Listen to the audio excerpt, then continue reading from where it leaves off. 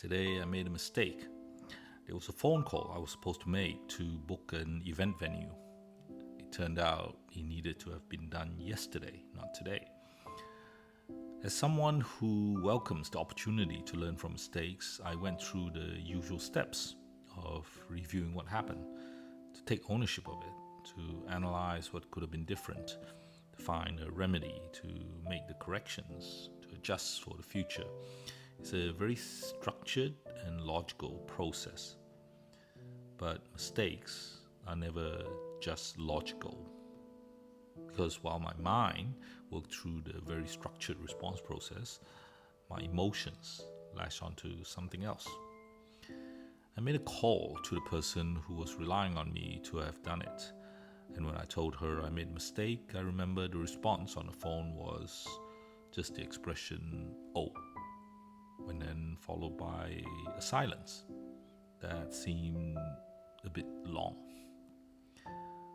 That is the moment out of the whole day that sticks in my mind.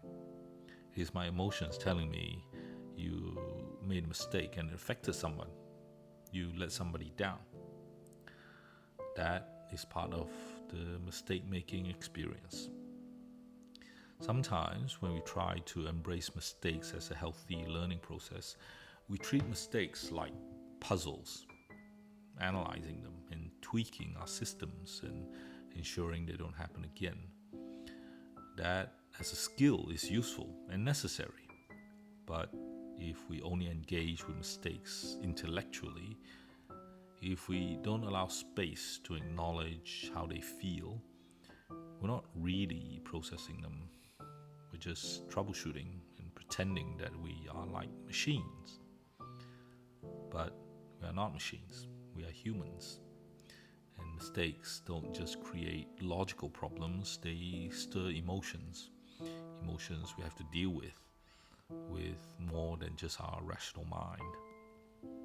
So as I sit here and I process that moment, and I feel the disappointment, the regret, some guilt, embarrassment, a bit of shame, I remind myself that growth is not just getting better at avoiding mistakes. It's also about getting better at holding space for them and feeling them and learning from both the logical and the emotional experience. I might give myself some time for this to sit and to work itself through, because only when I do that, I can move on. And not just as a more competent person, but perhaps a kinder one to others and to myself.